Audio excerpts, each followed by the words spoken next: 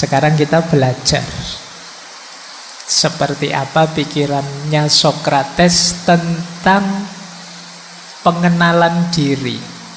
Pentingnya kita mengenali diri. Ini sebenarnya malam hari ini saya membawa banyak tafsir-tafsir terhadap gagasannya Sokrates untuk mengenali diri. Kuncinya hidup kan memang ada di sini.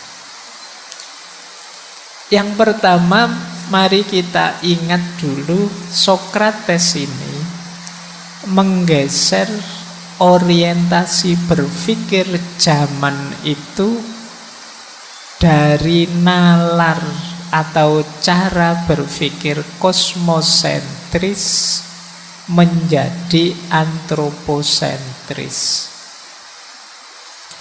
Kosmosentris itu berpikir yang pusatnya ada pada kosmos.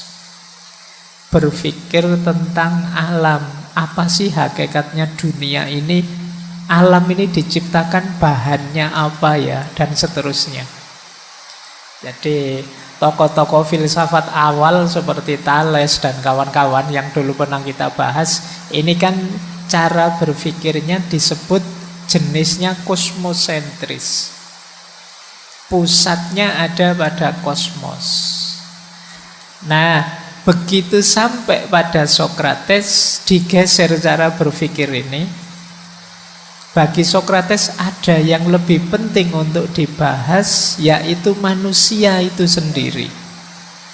Namanya antroposentris. Antropos itu manusia, sentris itu ya sentral, terpusat. Jadi dia menggeser pemikiran orang dari berpikir tentang kosmos, alam semesta, menjadi berpikir tentang manusia. Ya menurut Sokrates lebih penting garap manusianya ini dulu. Ya kemungkinan ada kegelisahannya Sokrates tentang manusia zaman itu. Ya kalau nanti teman-teman membaca biografinya kan itu banyak kegelisahan-kegelisahan sehubungan dengan dunia politik saat itu.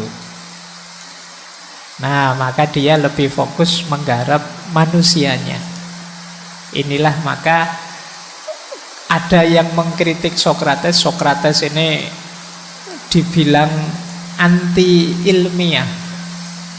Ilmiah atau ilmu itu kan memang banyak membahas sains, membahas kosmos, mekanisme alam dan seterusnya. Sokrates malah membahas manusianya. Yo, kita silahkan teman-teman setuju yang mana. Kalau bagi saya sih semuanya ya penting.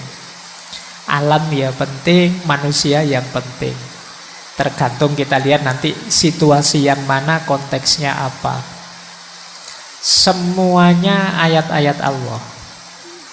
Mungkin sudah pernah saya sampaikan ya, ayat-ayat Allah itu kan sejauh yang saya tahu setidaknya ada 4 jenis. Yang pertama tentu saja yang sifatnya tertulis nas, wahyu. Ayat-ayat qauliyah. Yang kedua ayat-ayat alam semesta yang kosmos tadi, namanya ayat-ayat kauniyah. Yang ketiga manusia itu sendiri. Al-Quran kan juga menyuruh membaca diri kita. Ayat-ayat nafsiyah.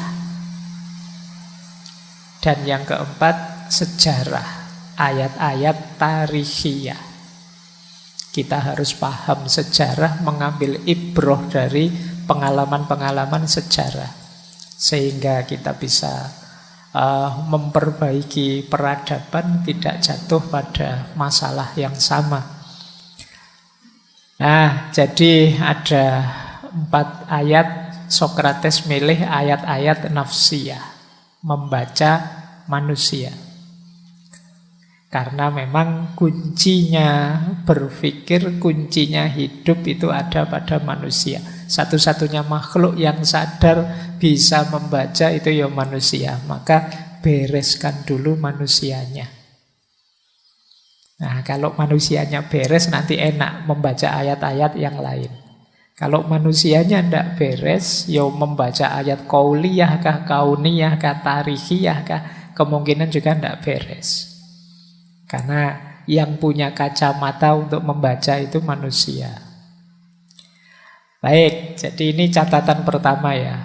Sokrates itu menggeser orientasi dari kosmosentris menuju antroposentris.